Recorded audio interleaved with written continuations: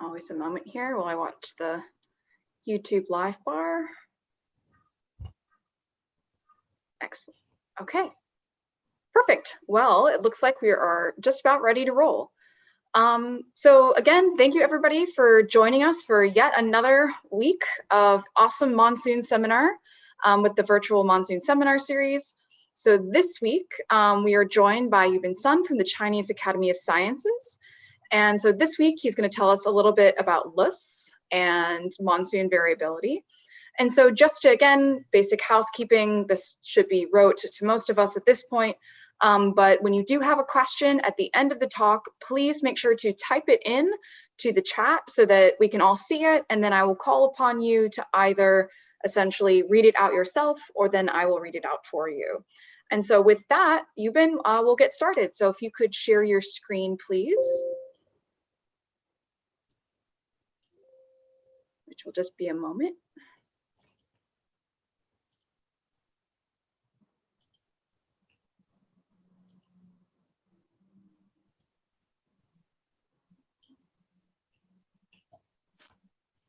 Excellent. Okay, I see it. I think we're ready to go whenever you are. Hello, Tara, can you hear me? Yes. Okay, shall I start? Yes, go ahead, please. Okay.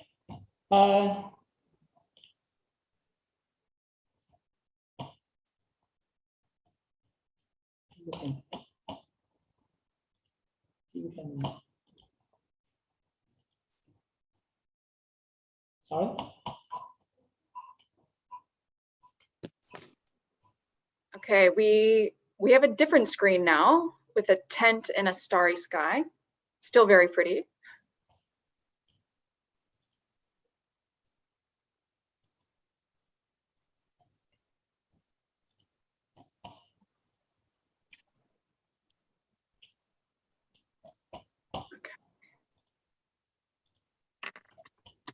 Okay. Gotta love share screen challenges here.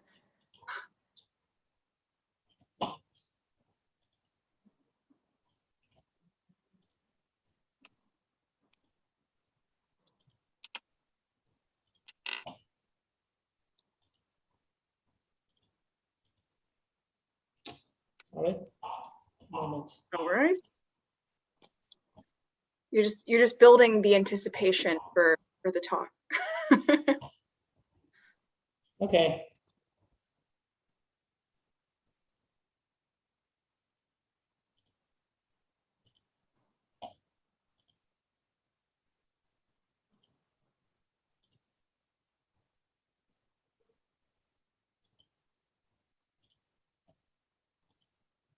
Okay, we see your screen again. Okay. Hello, everyone. I am Youbin Sun from the Institute of Earth Environment, Chinese Academy of Science. So it's my great pleasure to introduce recent progresses done by our research group about Chinese Earth and paleomonsoon. And as you know, Chinese Earth has been investigated intensively as a unique continental archive to infer the history and variability of East Asia paleomonsoon since the late Oligocene, and the loess Parasaur sequence can well document alterations between cold dry glacier and warm wet interglacier during the Quaternary. So in this talk, I will first give a general introduction of Chinese Earth, including its temporal and spatial distribution and major features of several classic Earth and red clay profiles. Then I will present several high resolution or high sedimentation Earth record to address the orbital and millennial scale monsoon variability. So why we study Chinese Earth is because the Earth formation and its implications for monsoon evolution are closely related to climate changes in both high and low latitude regions. You know, there is a account of yielding deposits transported by East Asia winter monsoon and westerly wind in cold and dry season. And dust emission and transportation from inland Asia is correlated with ice volume changes in high latitude northern hemisphere. So after dust deposition, the Parasaur was formed and the relatively warm and humid summer season due to increased moisture transport from the low latitude oceans. So we can say Chinese layers can document the past climate changes both in high and low latitude regions. So the most notable layers deposits is distributed in this region, the mid-ridge of Yellow River. We call it here, it's the Chinese layers plateau. And over past decades, many profiles, for example, Luochuan here and Zhuanglang, Qing'an in this region, and Jingyuan have been studied to reveal the history and variability of East Asia paleomonsoon climate over the last 25 minutes. And now I will show you three typical layers landforms on the Chinese layers plateau. We term them as round here, or long bridge, or flat tableland. And long bridges and right here are mostly distributed in the northern part of the Chinese layers plateau, and whereas the flat tableland are located in the middle and the southern Chinese layers plateau. So the formation of different layers landforms is related to the underlying bedrock terrain. For example, the famous Luochuan tableland is underlain by flat Ordos plateau. And then I will show you some pictures about how the Chinese layers looks like. The uppermost part of Youbin sequence on the Chinese layers plateau consists of Holocene soil. We call it S0, and the last glacier layers L1. And here are two pictures taken at Weinan and Jingyuan. And Weinan is in the southeastern layers plateau, and Jingyuan is in the northwestern layers plateau. So development of the Holocene soil in these two sections is apparently different. And you can say the Holocene soil in Weinan is reddish, and the boundary between Holocene soil and last glacier layers is very evident. And however, the Holocene soil in the northwestern part here, Jingyuan, is grayish brown in color, and the boundary between Holocene and the last glacier is not so clear. So different soil development between these two profiles was related to the spatial contrast of precipitation and temperature, especially during the summer season. And we know it's relatively warm and humid in summer. In Jingyuan, the summer is not so hot, and also the precipitation is very light. And then let's say the quaternary layers Parasaur sequence at the Lintai in the central layers plateau. From the right one, the red figure, we can say that the reddish layers here, here, and here, and here, they are Parasaurs. And these Parasaurs correspond well to the interglaciers. For example, the ice 4 to marine isotope stage 11, and ice 5 to marine isotope stage 13 to 15. And here is S8, is marine isotope stage 21. And also the layers layers, for example, the L9 and the L15, these are two marked layers layers corresponding to marine isotope stages 22 to 24 and 38 to 40 respectively. This interval is roughly corresponding to the mid-Pleistocene transition, which I will talk later. And the picture on the in the left shows the boundary. If you just look at here, the boundary between Pliocene red clay and quaternary layers Parasaur sequence. The big difference is the color. Here is reddish, here is yellowish. So this boundary, the timing of this boundary is corresponding to the onset of major northern hemisphere glaciation at about 2.7 million years ago. And then let's look at the red clay, the Pliocene red clay and the Miocene red clay. So left picture is the Pliocene red clay from the Lin-Tai.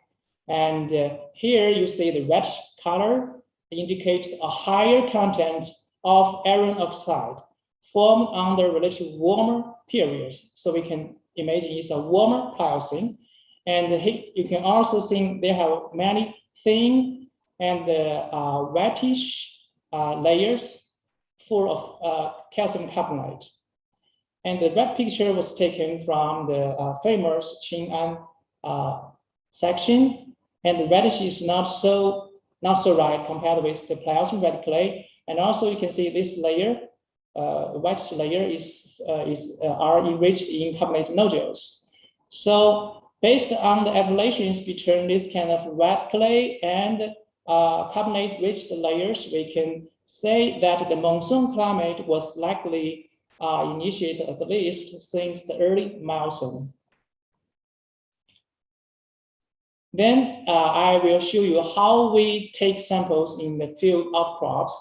So we know that a good loess outcrop is usually exposed along a very steep valley like this and like this. And if you want to take fresh samples, you have to dig out very deep trenches in the western part of the loess plateau, because the surface layers are usually modified by chemical weathering. And so the left picture was taken from the northwestern loess plateau. Here, it's not very easy to get a very fresh section because this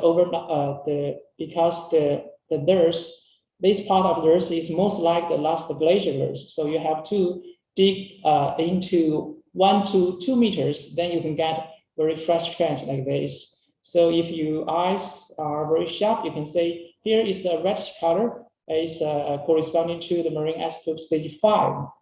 However, in the central or eastern loess plateau, it's very easy to take fresh trenches. You just only 0.5 meters is okay to get a very fresh section for take powder samples or other kind of samples.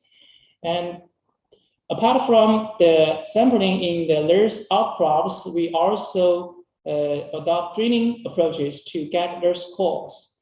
So 2 pictures about loess drilling carried out in the northwestern loess plateau and in the southeastern loess plateau. And below pictures show the retrieved loess cores. So when splitting the loess cores, the reddish, Parasaurs, and the yellowish loess layers can be clearly distinguished.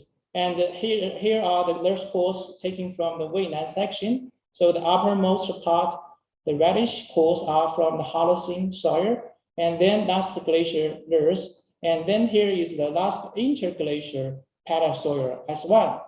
So you can easily feel the glacial, interglacial variations in Chinese loess Parasaur sequence. Okay, after a brief introduction about Chinese loess, I will talk about orbital scale monsoon variations revealed by Chinese loess in the following part. And we know that orbital scale climate variability is mainly triggered by variations of Earth's orbital parameters, including the eccentricity and obliquity and the precession. And meanwhile, orbital scale climate changes were also modulated by internal changes in such as the ice volume or greenhouse gas concentrations, CO2. And due to varied impacts of the external insulation and internal ice or CO2 factors on the regional climate change in temperature and precipitation. So the expression of orbital scale climate variability might be dissimilar. So then let's look at the monsoon record from East Asia. In East Asia, Chinese loess and speleism record are 2 excellent archives documenting orbital scale monsoon variations. However, the dominant periodicity of loess and speleism proxies is quite different. This pink curve is the loess magnetic susceptibility, and this is a magnetic susceptibility from another high resolution loess profile. So these proxies, these loess proxies show significant interglacier and glacier contrast, indicating a very strong coupling between the East Asian monsoon and ice volume change. However, the speleothem oxygen isotope record is dominant. This curve, this is the speleothem oxygen isotope curve, is dominated by strong precession cycles, so implying a very strong insulation forcing. So because I am a loess researcher, so I just wonder why the precession signals is not clear enough in loess deposits. So to address the precession cycles in Chinese loess, we compile the grain size and magnetic susceptibility result of 18 last interglacier Parasaur sections on the loess plateau. Here is the location of the 18 loess profile, last glacier Parasaur profiles. And we found that expression of the precession signals are spatially different due to varied sedimentation rate and pathogenesis. In the northwestern part, we called type A in this region. The precession signals are remarkable in both grain size and magnetic susceptibility. And in the center and east and the southern part of the Chinese loess plateau, this is type C, where you just look at the magnetic susceptibility and grain size curve here. We cannot say a very clear precession cycles. This is because of in this region, the sedimentation rate is not very high, and also the pathogenesis is very strong. So these two factors can smooth the precession signals in Chinese loess. So if we take a look along a southeast to northwest transect on the Chinese loess plateau, here show the last interglacier Parasaurs over this transect. So in the southeastern part, we can only see a Parasaur complex. However, when you move northwestward, especially in the western part of the plateau, we can see three sub-layers of weakly developed Parasaurs during the last integration. So therefore, we argue that high sedimentation rate and weakly pathogenic loess sequence in the northwestern part of the Chinese loess plateau can document precession cycles. And in loess profiles from the center and the southern part of the loess plateau, some new monsoon proxies also show clear precession signals. Here I just show two examples. One is the monsoon rainfall reconstructed using beryllium-10 from the chiffon and the low time profiles. You see this curve, this blue and the red curve. You pay more attention to the interglacial periods. We do see precession cycles in this beryllium-10 reconstructed rainfall variations. And also we say that the paleo temperature variation reconstructed by biomarkers from the Monsoon profile also show very strong precession peaks during last integration. So that means if we use some very sensitive proxy for the loess profiles in the center or in the eastern loess plateau, we do see this kind of precession cycles. But I would like to work on high resolution loess sequence from the northwestern loess plateau. So this figure shows variations of grain size, this blue one, and magnetic susceptibility, white one, and the reddish, this is the soil color, and this is green one is the carbon isotope of inorganic carbon in Chinese loess of a section from the northwestern loess plateau, so Gulan section. We compiled these four loess proxies with the speleothem oxygen isotope and also the basic oxygen isotope stack. We do say that all these loess proxies show remarkable glacier and interglacier contrast. Okay, but these two proxies, I mean, there's this carbon isotope and red list of these two proxies are most sensitive to precession and also millennial scale monsoon changes. So especially the carbon isotope, because this proxy is very sensitive to precipitation-induced vegetation cover changes. So you can see this kind of large amplitude precession cycles during interglacier times in stage 5, stage 7. You can also see millennial scale oscillations during the last glaciation.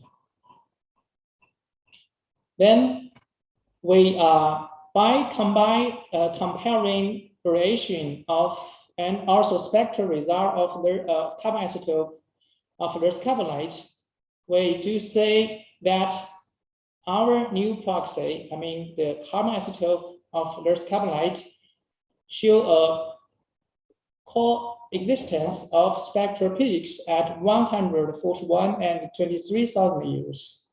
So that means the East Asia summer monsoon on the Chinese Plateau is jointly driven by ice volume and insolation forcing. So then let's look the monsoon variation over the last 900,000 years. So this figure shows comparison of Earth's green size, the green one, and also the carbon isotope with the basic oxygen isotope stack and the methane record from the ice core and also the insolation of the northern hemisphere. And carbon, please take a close look at this one. And this is a carbon isotope, an indicator of the summer monsoon intensity.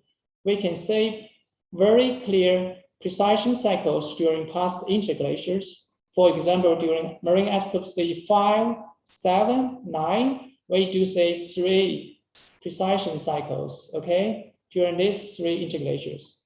And we also see half precession cycles during stage 11 and stage 19. So this is half precession cycles, okay.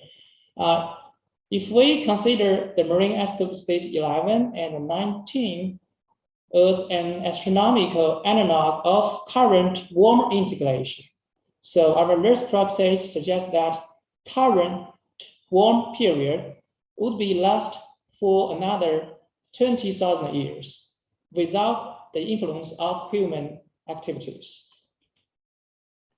And then we compare our 1.7 meters carbon isotope record with ice volume and the insolation. And our Earth's carbon isotope record show that before the mid-Pleistocene climate transition, I mean before the 1.2 million years, this interval is dominated by very strong precession cycles, okay? So this is different from the traditional MPT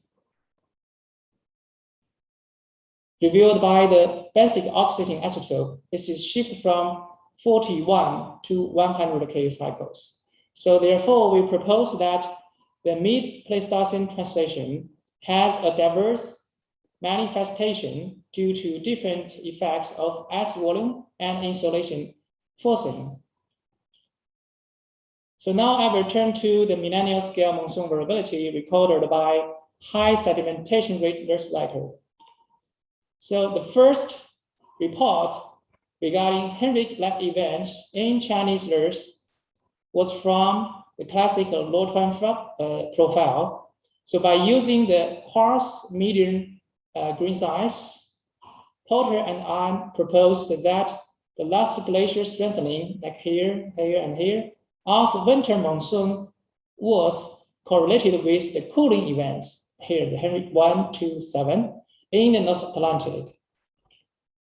And the well-dated DO cycles in Chinese Earth were from 2 Earth peat.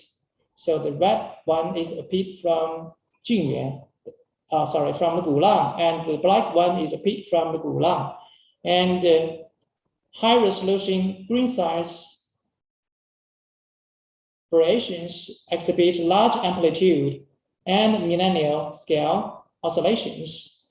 And this kind of oscillations is quite similar to the DO cycles in Greenland ice core and Chinese spirituals.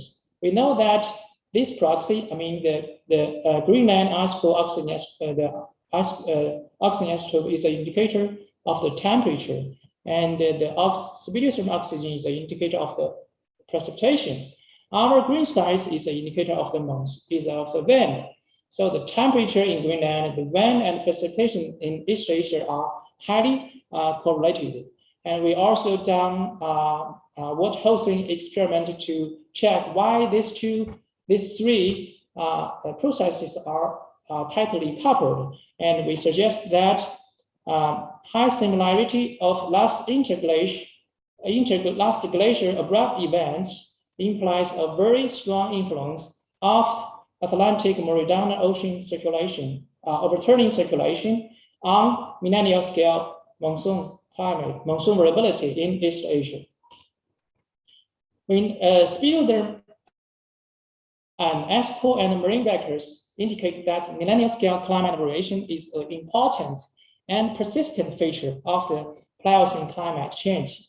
However, abrupt monsoon changes revealed by Chinese loess are mainly concentrated during the last two glacier cycles. So we wonder whether abrupt monsoon changes were persistent before the last glaciation. So we initiated a loess drilling project to obtain high sedimentation rate loess record, like drilling in Jinyuan, Gulang, and Linxia, and also we take some peat in this site. So these figures show, let's say, 18 high-resolution loess profiles investigated by previous works. But in this study, I mean, in this talk, we focus on 5 high-resolution records, the right dots, and from including the Gulang, Linxia, Jinyuan, Dingbian, and Mangshan. And this figure shows the magnetic susceptibility and green size variations of these 5 high sedimentation rate loess records from top to bottom. So Mangshan, Dingbian, Linxia, Gulang, and Jinyuan. All these 5 sections are more than 100 meters. And glacier interglacier changes of these 2 proxies, I mean, the blue one is the green size, the right one is magnetic susceptibility, are generally similar, okay? However, the millennial scale variability and precision scale variability are different. First, let's look at the millennial scale oscillations of green size, these blue curves. And we do say that millennial scale green size variations in glacier loess, for example, L1, L2, L3, L4, and L5 are more significant than that in the glacier Parasaurs. For example, S1, S2, and S2, S3, and S4.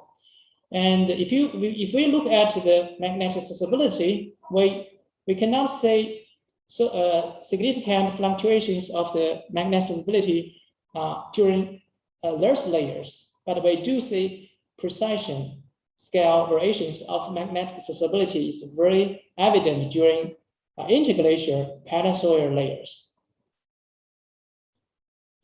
Then, since the glacier interglacier green size variations of these 5 profiles are quite similar, I will talk more about the green size result regarding precision to millennial scale oscillations. So spatially, the green size oscillations at Gulang, this section, and the Dingbian, this section, is larger than that of the other 3 sections. It's because these 2 profiles are very close to the modern desert. Dingbian is close to the Monsoon desert, and Gulang is very close to the Tengri desert. And so at precision time scales, so the interglacier green size, interglacial record of green size at Youbin section is are less sensitive to precessional variations. I mean, compared with other four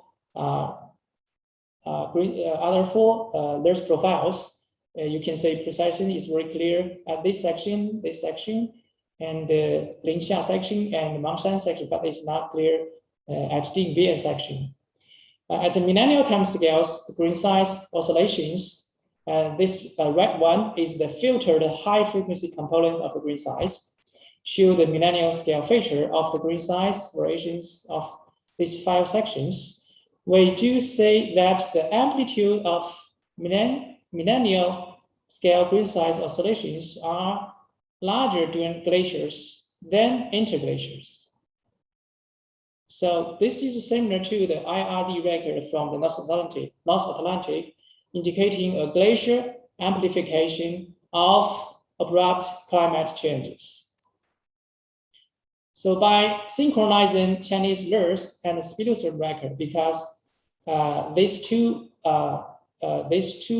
proxies are highly correlated at millennial time scales based on the modern result, and also for the uppermost part, we have very good age control. We know that the strengthening of the winter monsoon inferred by Ler's green size is correlated to the weak summer monsoon, indicated by the Spinocean oxygen isotope record. So we can synchronizing these two proxies to get a Spinocean-based chronology for Chinese Ler's. So we found that while the glacier here the blue one is the Ler's green size, and the purple one is the Spinocean oxygen isotopes we plotted on the same time scale. And we found that while the glacier interglacier imprints are different between these two records.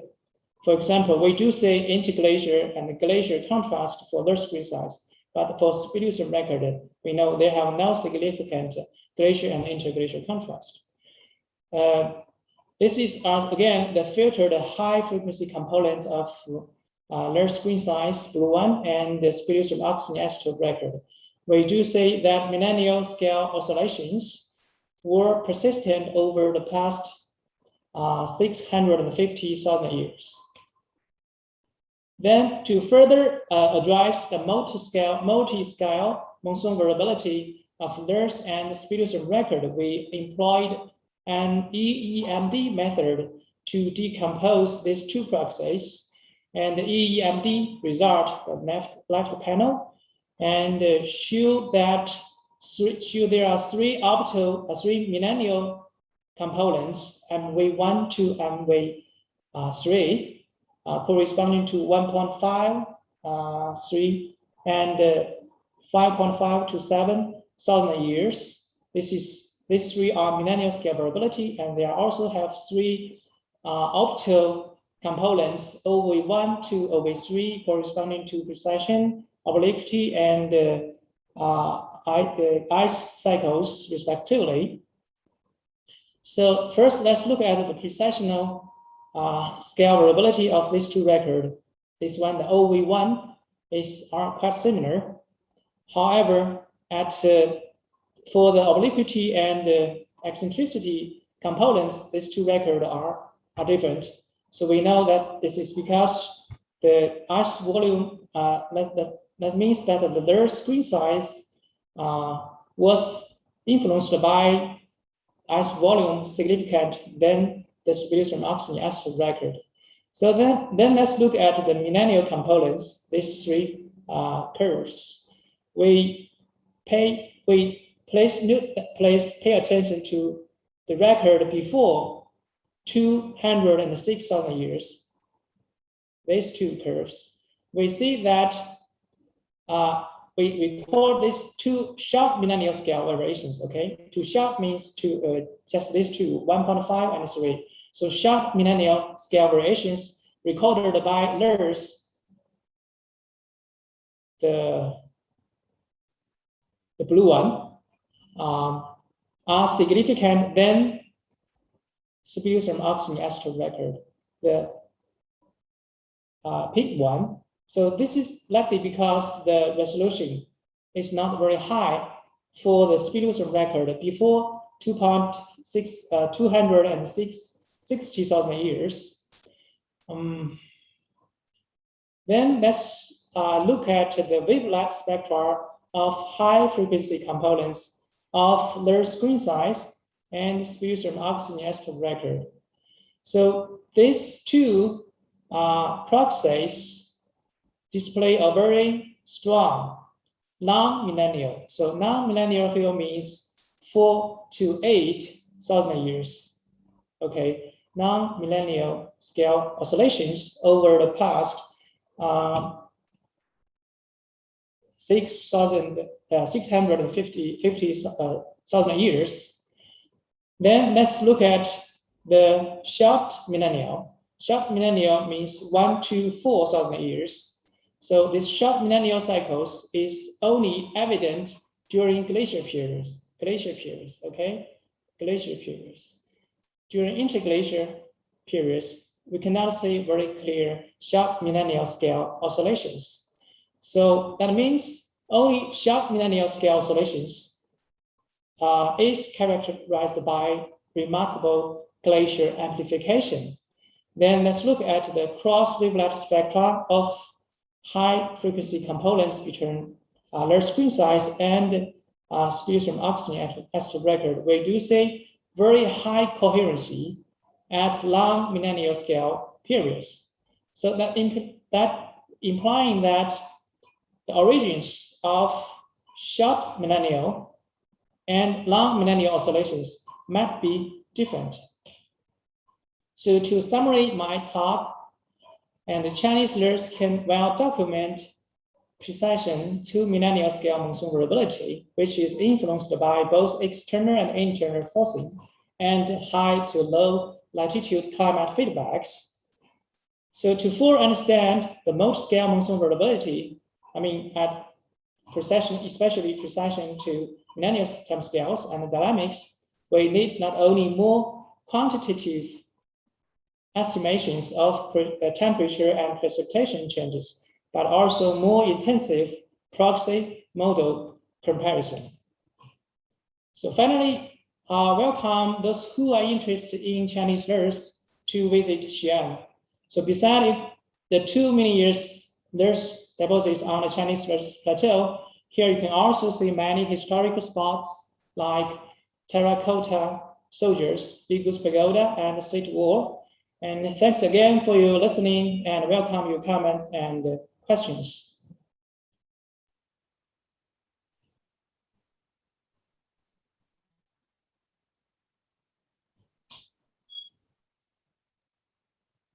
Great, excellent. Thank you so much for that talk. Let's see, I think my video is working, maybe. Let's see. Okay, great. So just as a reminder to everybody, please type in your questions in the chat, and then I can call on you to ask your question, or I can read it out for you. And so just to get the ball rolling here, I do have one question.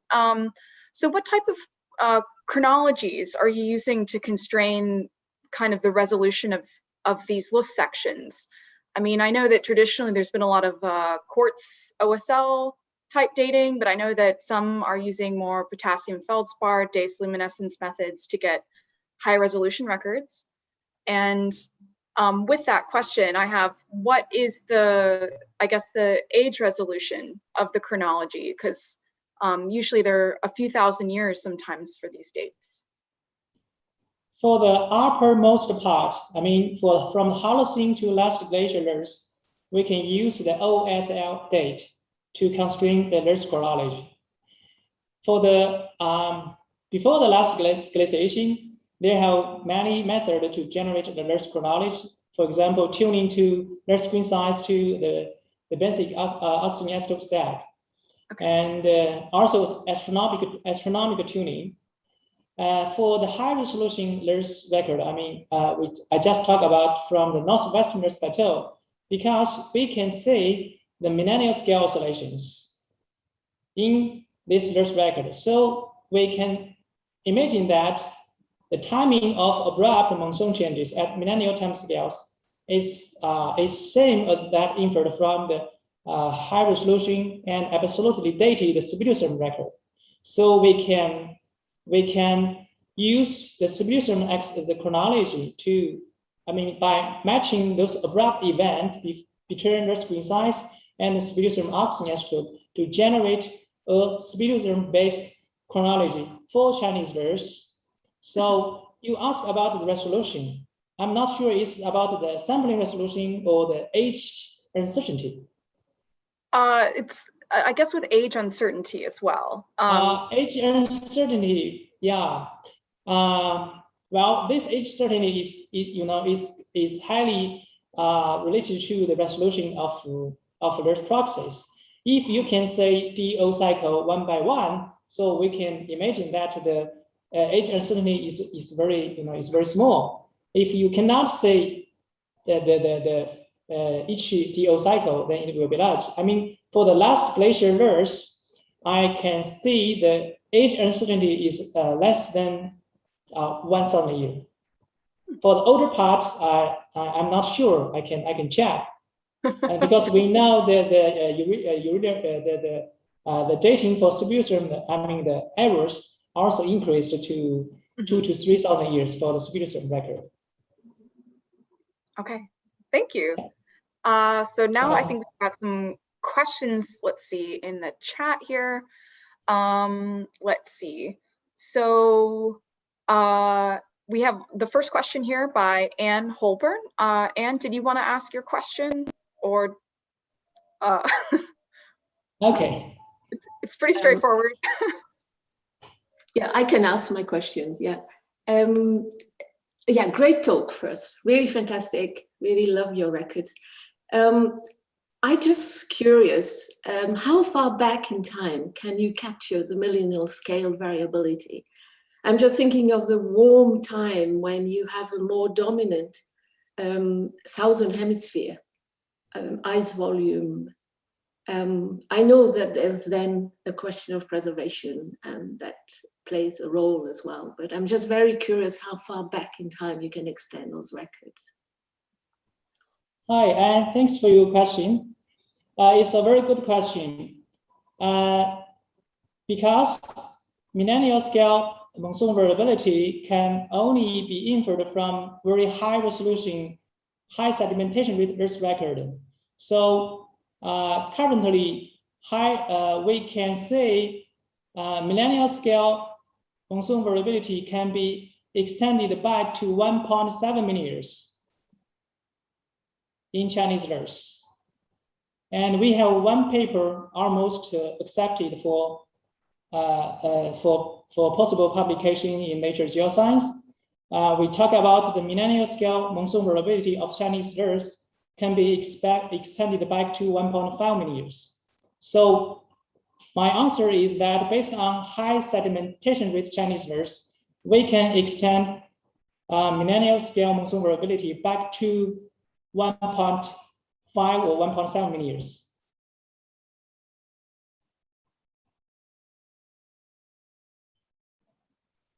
Okay, let's go on to the next question. So here we have one by Hu Yang. Did you want to ask your question? Okay, thanks for your talk. It's very interesting that the monsoon system can be recorded by the loess, Chinese loess. I have questions about the precession controlled summer monsoon. You show that there's clear signal in the precession band. Is there any? Is there also precession signal in the winter monsoon in your record? Yes. Yes. In one slide or in the work done by Ma Long in 2011, if we look at the green size record from the northwestern Plateau, okay, the type A, we do see precession signals in their screen size. So that means precessional signal is clear in winter monsoon. But if you compare the intensity of precessional signal between between the magnetic susceptibility and grain size, we can say the intensity, the intensity of precessional signal is stronger in summer monsoon than in winter monsoon. Okay, and one more question. Why I'm wondering, because in the Antarctic ice sheet, there's the strongest or the second strongest signal is from obliquity, and why there's no obliquity signal? Why the obliquity signal is not that strong compared to precession? If we look at longer record, if we just focus on the marine isotope stage 5, yeah, we cannot see obliquity signal. We can see precession signal. If we take a look at the 1 million years record, we do see very strong obliquity signals in their screen size or in East Asian monsoon. And also, if you look at the peak intensity, the obliquity is higher than the precession. For the lower screen size. Okay, thanks.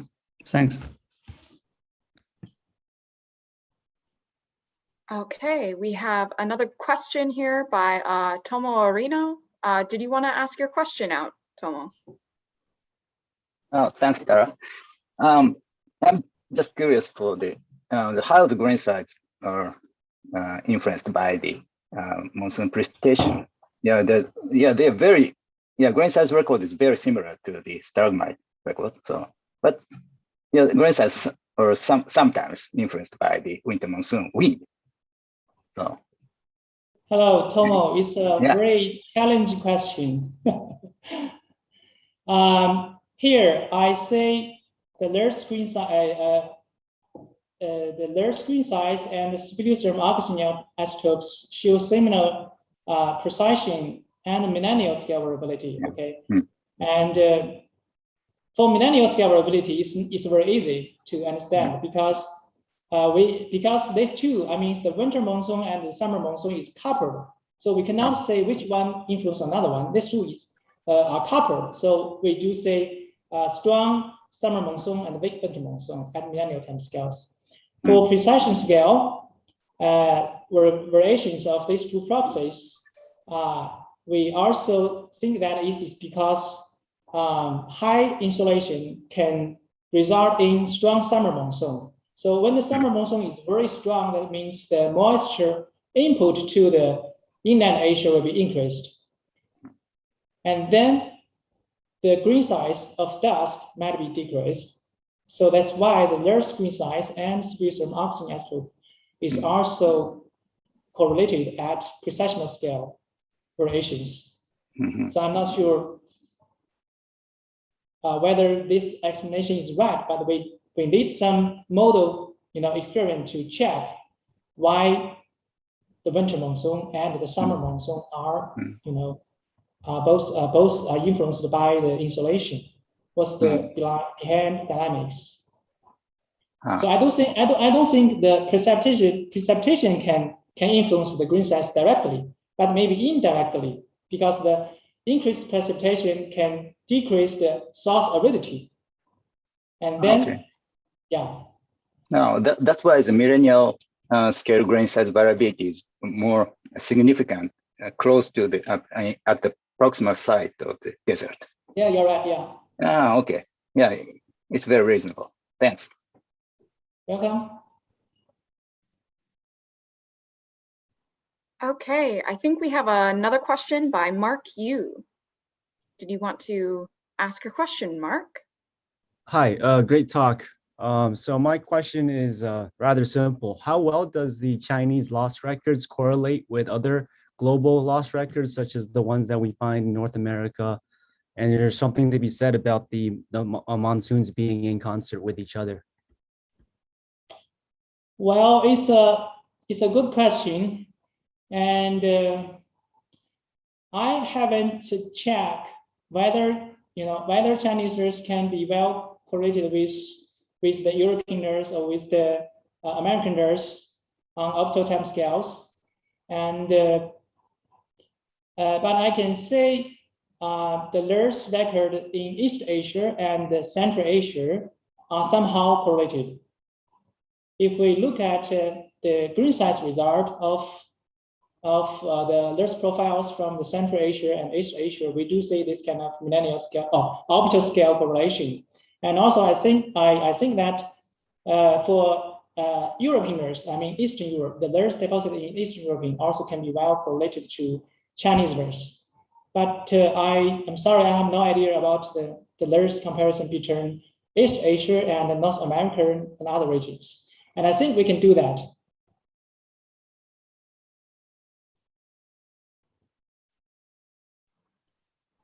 Okay.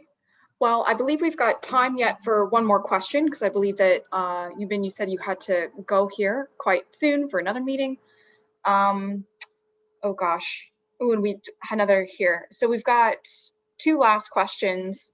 Let's see. One, which I apologize, I can't not yet read Chinese characters. Yeah, so asking, which I'm not sure if this person would like to ask their question, or we can just read it out. Where they ask about millennial scale variability, and if that record is continuous since about 1.5, 1.7, which I think you've kind of touched on that a little bit already. Yeah. And then there are, let's see, we've got another question. I think that. Yes, I see. But it's your question. Yeah. I have a question following the unfolded question. Hi, Youbin. Hi. It was very nice talk. I'm very glad to see you.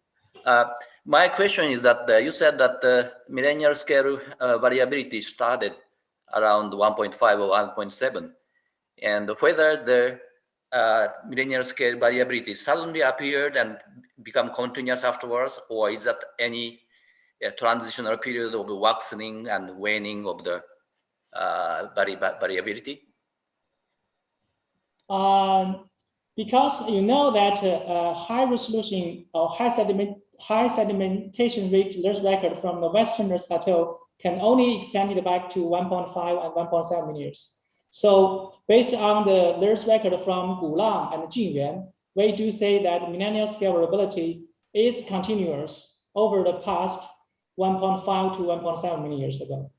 And if we look at the amplitude of millennial scale variability, we do say the glacial amplification of millennial scale variability are different before and after the mid-Pleistocene transition. Okay, and we also say that optical parameters, the obliquity and precision, can modulate the amplitude of millennial scale variability. So our point is that not only the ice volume, but also the optical parameters can modulate the amplitude of millennial scale variability based on our 1.5 million years loess record. And I can send you this draft. Okay, thank you. Okay, let's see. We have the next question also was a question about resolution, but with your EEMD model. Which is by Minqiang Liang. I don't know if you would like to ask your question, or if Youbin, you can clarify that again. Okay, thank you for the Professor Sun. I just a master student from the National Taiwan University. Can you hear me? Yeah, I can. Thank you, Professor. I just have a small question about your EMD result. I have how about your resolution of about your record when you compare with a stalagmite record? Okay. Because we work on high sedimentation rate loess record, so the sedimentation rate varies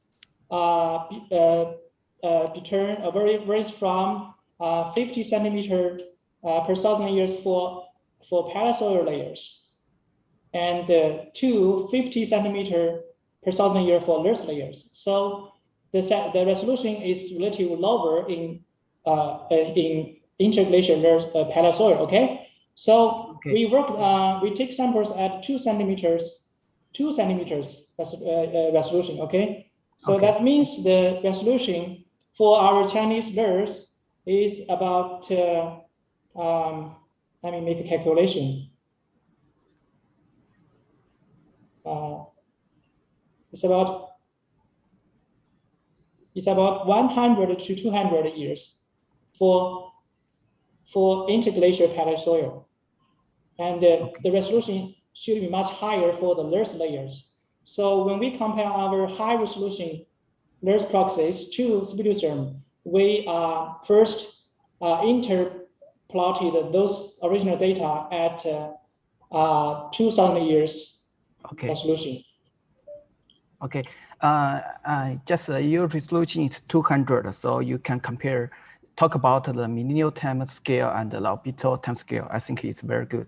And how about your loss resolution is higher than the stalagmite resolution. As you can see, our stalagmite resolution is very high, maybe 1 or 10 years. So how do you think about the amplitude, the EMD result? I have seen you different slides, just compare the amplitude. Yeah. The amplitude can tell us the relative contributions of different orbital and millennial scale components. So if we say the amplitude difference, we can say for the long millennial scale components of these two records is almost comparable. Okay. For the short millennial scale variability, these two proxies are different. As I mentioned just now, I mean the amplitude of loess proxies is higher than that of Speleotherm record. Also, for the orbital scale components is similar. If we look at the precision, these two are comparable. If we look at the obliquity and the eccentricity, no, different. Okay, thank you. So the amplitude differences do tell us something. Okay, thank you, Professor. Okay, do you have time for one more quick answer to this next question? Sure. Okay. Please. So the person who's asking this question asked me to read it out for them because they have an unstable internet connection. So they're just asking about some of the millennial scale variability and it not being evident over interglacial periods, and if it is due to low ice sheet forcing. First, my answer to this question is that short millennial scale, short millennial scale means 1 to 4,000 years scale variability is not evident in Chinese loess, not everywhere. So yes, for Chinese loess, short millennial scale variability is not evident during the interglaciers. It might be related to reduce the ice sheet in high latitude regions. Okay, great. Well, I think we can all put our hands together for an excellent talk today by Youbin. Thank you very much. You've given us a lot to think about in terms of loess and some really cool new results for us to, again, think about and search for your new papers here. So again, before everybody runs away, please remember that next week in Schedule A, we have a talk by Sam Carter, and then the following week in Schedule B, we have a talk by Christian Franz Lenord. So please stay tuned. If you aren't already on our emailing list, please send me an email, Peter Clift an email, or Livy Joson an email, and we will be sure to add you. But then again, thank you so much for your talk today, and I hope everyone has a good morning, afternoon, and evening. Okay. All right. Bye, everybody.